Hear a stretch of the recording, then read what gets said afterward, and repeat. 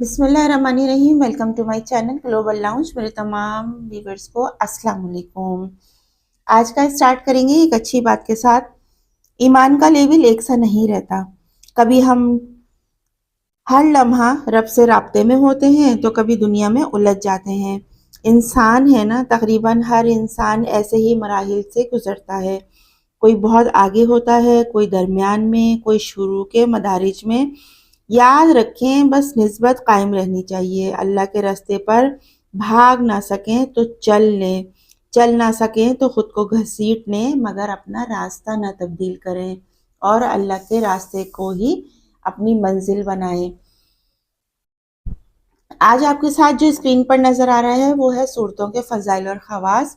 آج آپ کے ساتھ جو شیئر کر رہے ہیں تو دیکھیں، صورتیں ہم ہمیشہ ہر نماز کے بعد ان کے فضائل کے بارے میں اگر ہمیں معلوم ہے یا آپ نے پڑھا ہے تو ان کے ساتھ ہمیں معلوم ہے کہ کون سی نماز کے بعد کون سی صورتیں پڑھنی چاہیے، لیکن بعض دفعہ نہیں بھی معلوم ہوتا۔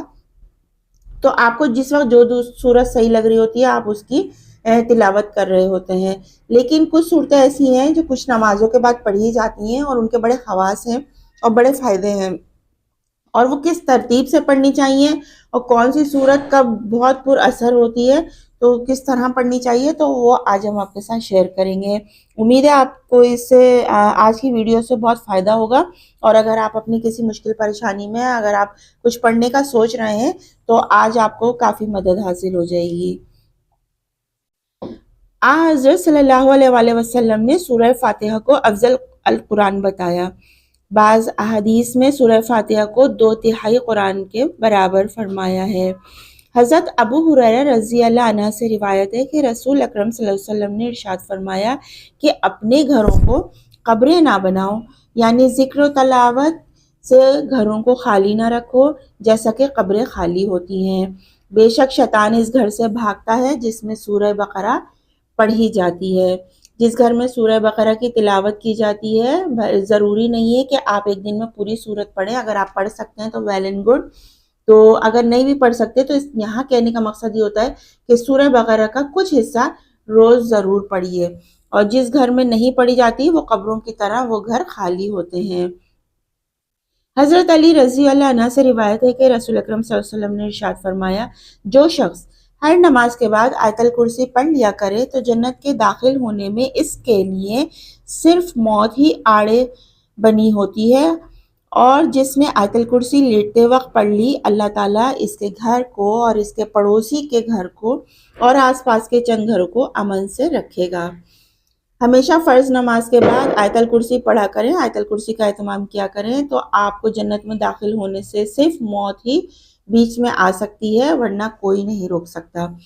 حضرت عثمان رضی اللہ عنہ نے فرمایا کہ جس نے سورہ آل عمران کا آخری حصہ اِنَّا فِی خَلْقِ السَّمَاوَاتِ وَالْأَرْضِ سے کسی رات میں پڑھ لیا تو اسے پوری رات نماز میں قیام کرنے کا ثواب ملے گا۔ حضرت ابو سعید خدری رضی اللہ عنہ سے روایت ہے کہ رسول اکرم صلی اللہ علیہ وسلم نے ارشاد فرمایا کہ جس نے جمعے کے دن سورہ کہف پڑھ لی، دونوں جمعوں کے درمیان اس کے لیے نور روشن رہے گا۔ سورہ کہف ہر جمعہ ضرور پڑھا کریں، اور ایک جمعے سے دوسرے جمعے کے درمیان نور ہی نور ہوتا ہے۔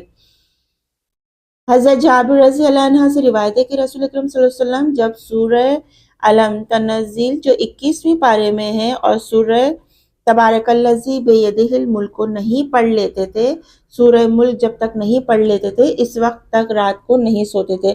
ہمیشہ کوشش کیجئے کہ جب آپ عشاء کی نماز سے فارغ ہوتے ہیں تو فوراً سورہ ملک کی تلاوت کیا کریں۔ یہ آپ کو جہنم کے دروازے سے ایسے گھسیٹ کے لے کے آئے گی اور وہیں پہ اڑ جائے گی، اگر آپ کو جب تک وہاں سے وہ گھسیٹ نہیں لے گی وہاں سے وہ ہٹے گی نہیں۔ یہ سورت اتنی طاقتور ہے۔ فرمایا رسول اکرم صلی اللہ علیہ وسلم نے، سورہ یاسین قرآن مجید کا دل ہے، جو اس کو اللہ کی رضا کے لیے اور آخرت کے ثواب کے لیے پڑھتا ہے اس کی مغفرت ہو جاتی ہے۔ اسے اپنے مردوں پر پڑھو، یعنی جب نزا کا وقت ہو تو انہیں سناؤ تاکہ ان کی مشکل آسان ہو۔ ہر قسم کی بلاؤں سے اگر آپ نجات کے لیے سورہ دخان پڑھیں تو تیر بہدف ہے کہ باوضو چند آدمی مل کر 50 مرتبہ پڑھ لیں، انشاءاللہ تعالی مکان ہر قسم کی بلاؤں سے محفوظ رہے گا۔ سورہ دخان جمعے کے روز بھی پڑھا کیجئے، بہت ثواب ہوتا ہے اس کا۔ فرمایا رسول اکرم صلی اللہ علیہ وسلم نے کہ سورہ فتح مجھے ان تمام چیزوں سے زیادہ محبوب ہے جن پر سورج طلوع ہوتا ہے۔ سورہ فتح کوشش کریں کہ ظہر کی نماز کے بعد ضرور پڑھا کریں۔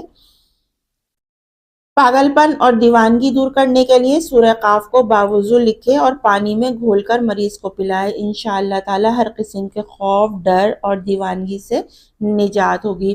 اگر کسی کو اس قسم کا ایشو ہے یا کسی کے گھر میں کوئی ایسا مسئلہ ہے تو وہ یہ کام کر سکتے ہیں کہ سورہ قاف کو باوضو لکھ لیں اور مریض کو گھول کے پلائیں۔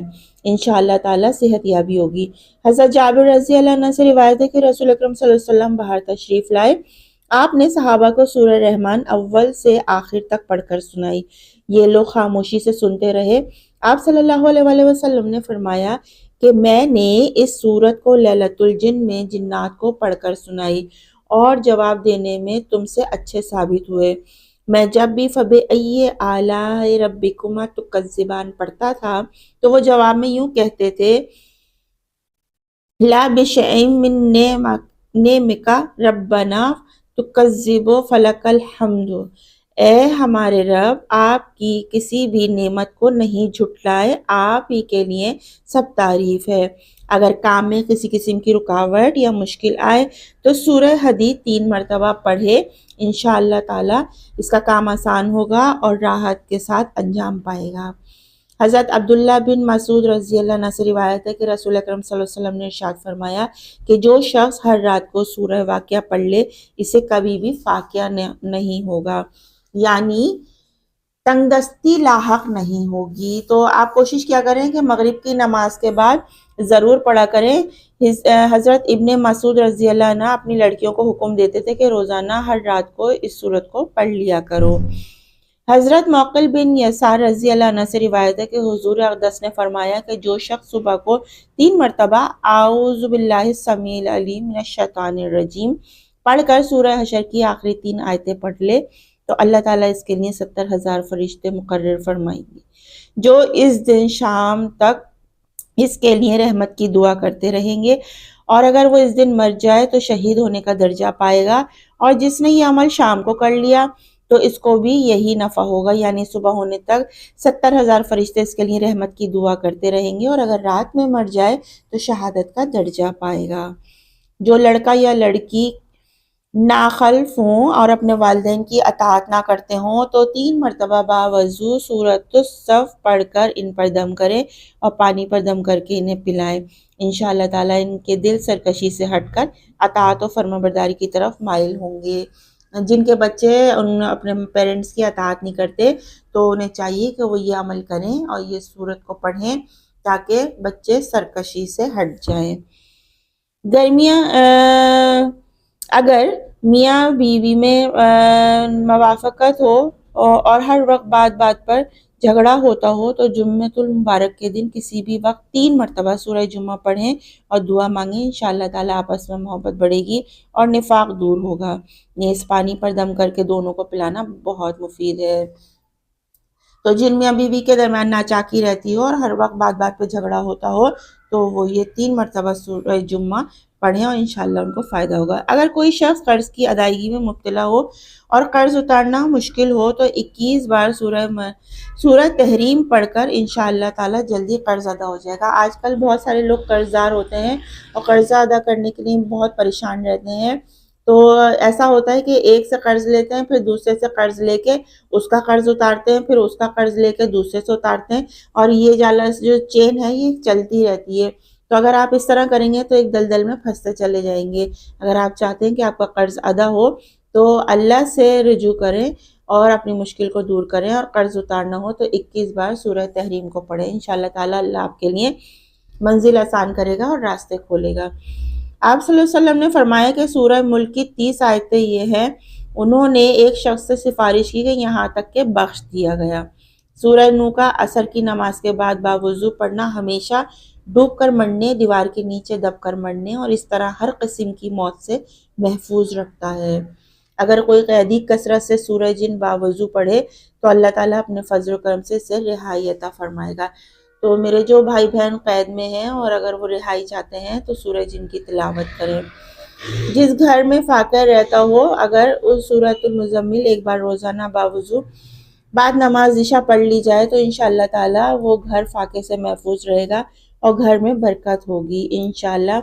صورتوں میں بڑی برکت ہے اور اللہ سے ہی ہمیشہ مانگنا چاہیے۔ اگر گھر میں فاقہ ہے، تنگ دستی ہے تو آپ کو سورہ مزمل پڑھنی چاہیے۔ ہمارے یہاں کا مسئلہ یہ ہے کہ لوگ اللہ کے راستے کو نہیں چنتے، بجائے اس کے بندوں کے آگے ہاتھ پھیلانا شروع کرتے ہیں اور یہ کام ان کو زیادہ آسان لگتا ہے۔ اس طرح آپ کی عزت نفس بھی مجروح ہوتی ہے اور آپ میں خودداری بھی ختم ہو جاتی ہے اور آپ کا دل جو ہے وہ اللہ کی طرف مائل نہیں ہوتا۔ تو ہمیشہ اللہ سے مانگیں، اللہ کے سامنے گڑ گڑائیں، اللہ سے اپنی پریشانی بیان کریں۔ تقصیر خلائق کے لیے سورۃ القیامہ کو روزانہ 7 بار وضو کر کے پڑھ لیا کریں، انشاءاللہ تعالی لوگ مطیع ہوں گے اور خوب عزت و خدمت ہوگی۔ 7 بار روزانہ باوضو سورۃ الدہر کی تلاوت دفع دشمن کی نیت سے پڑھنا اللہ تعالیٰ کے فضل و کرم سے 7 روز میں دشمن کو دفع کرتا ہے۔ سورہ نبا کا 1 مرتبہ باوضو بعد نماز عصر پڑھنا دل میں یقین اور نور و ایمان پیدا کرتا ہے اور اللہ کے فضل و کرم سے اس سورت کے پڑھنے والے کا ایمان پر خاتمہ ہوتا ہے۔ تو یہ والی صورتیں تھیں جن کے آپ کو اوقات بتائے گئے ہیں اور جن کو پڑھنے کے خواص بتائے گئے ہیں۔ کوشش کیجئے کہ اپنی لائف میں ان صورتوں کو شامل کیجئے، ان کی تلاوت کیجئے۔